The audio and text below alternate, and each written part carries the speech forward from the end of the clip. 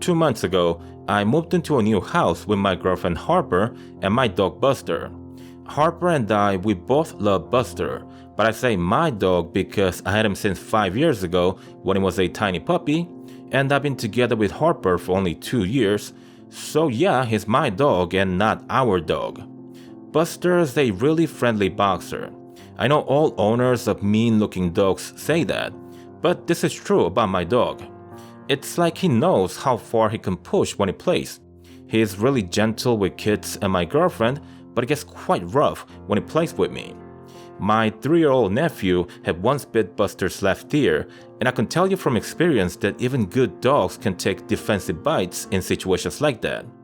In Buster's case, however, he gently whimpered as if he was worried about startling my nephew. And then he just walked away.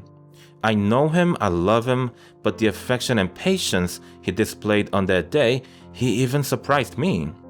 I describe my dog in such detail because you knowing him is important to the story in question. Buster didn't like the new place from day one. On the first day of moving in, he refused to enter the house. It took me 2 hours of petting, begging, hugging, and talking to finally have him take the first step into the house. I could tell he wasn't happy about it. But what else could I do? I wasn't about to let him sleep outside. Things got better as the days passed, but Buster was never the same in the new house. In the old one, he would walk around the house all day and would sleep on the floor of our bedroom. So he had free reign of the entire place and he kept himself busy throughout the day. But in the new place, he wouldn't go past the living room, which is the closest room to the main entrance of the house. I would rarely see him wag his tail, and this stopped doing his butt shake, which he does when he's really happy. The only times that he acted like his old self was when I would walk him in the morning and at night after work. So basically he was happy outside of the house and miserable in it. Then one morning, it was about a month after we had moved into the new house, I woke up to find Buster hiding under the coffee table. I could clearly sense that something had spooked him badly and they refused to crawl out from underneath the table. I tried to drag him out of it and he nearly bit my hand. I was really shocked, but it was also good in a way because I had finally realized the extent of psychological trauma the new place had induced on Buster. I opened the door to let Buster know that I was going to walk him. It seemed like that was the only way to coax him out of it.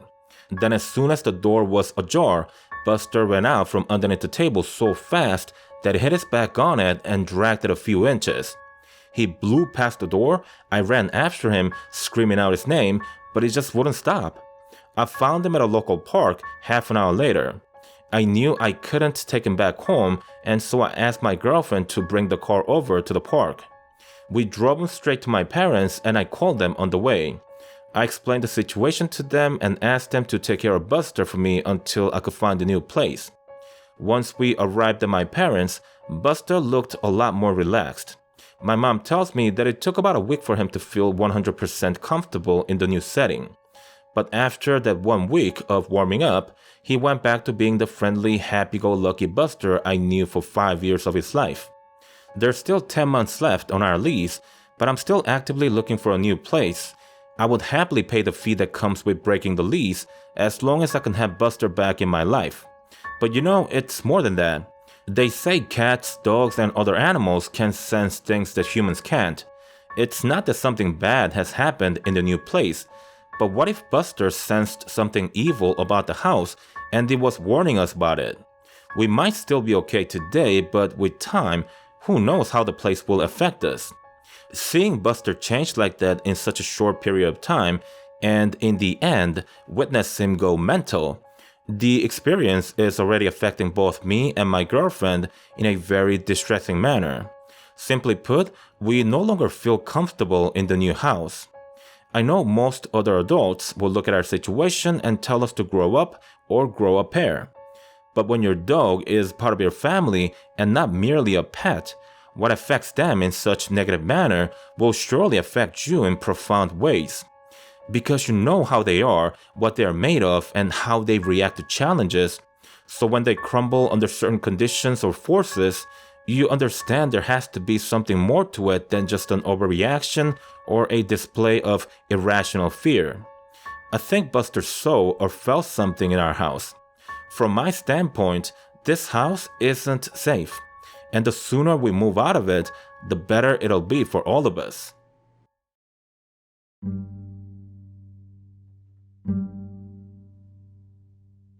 Back in 2012, I used to work in a large warehouse. My job there was to do inventory throughout the day, making notes of extra orders we had to make, and filling up empty shelves with products. This was done all by manual labor. We didn't have robots aiding the humans like you would see in an Amazon warehouse. This one day, I was alone in the warehouse for the first time since I began working there. All the salesmen and delivery people had gone out by 10 a.m., and my boss had stepped out for a couple of hours to take his daughter for a hospital appointment. We usually have one extra guy in the warehouse, but Tony had taken a sick leave for the day. I was working in aisle 11 when I could have sworn I heard a woman's voice that sounded metallic. I stopped taking notes for a second and looked around with a puzzled look on my face. Then there was the voice again, but this time it was a bit louder and clearer, although it still sounded metallic. It was a raspy voice, one that you would expect to hear coming out from a tiny old speaker.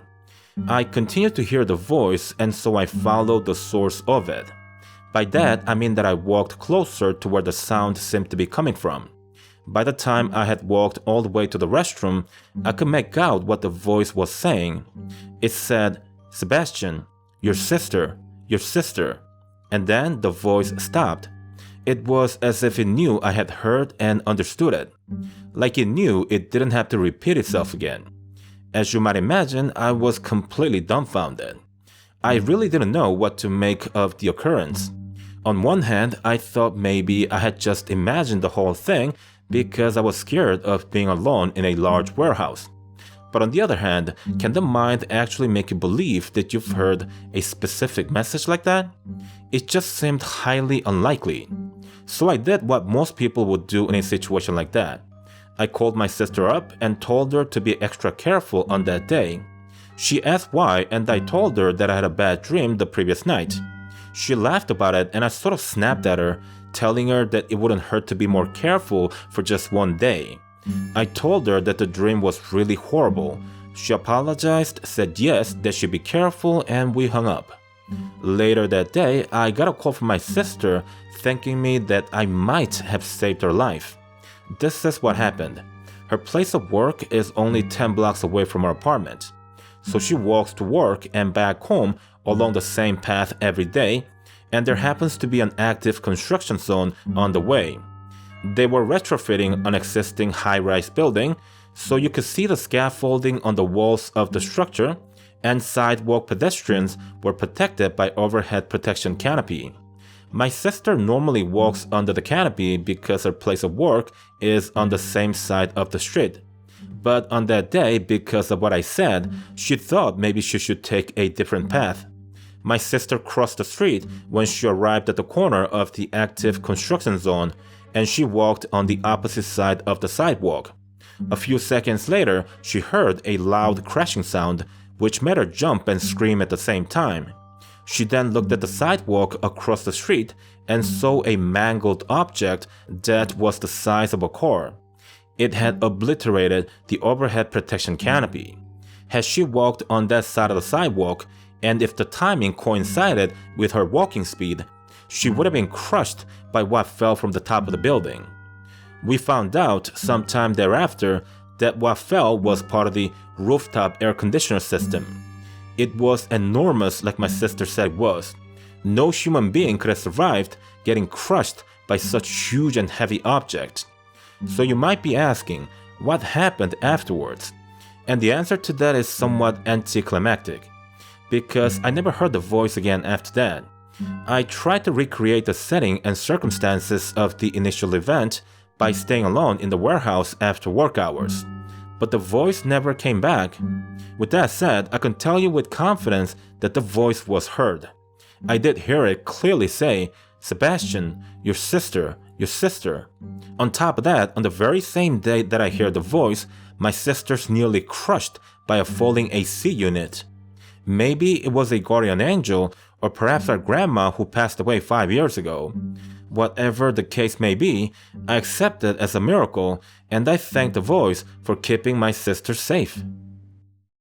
Hey guys, Dennis here with a quick minute demonstration of what happens to all of my videos. Do you see the yellow dollar sign right next to the video that was uploaded on January 25th?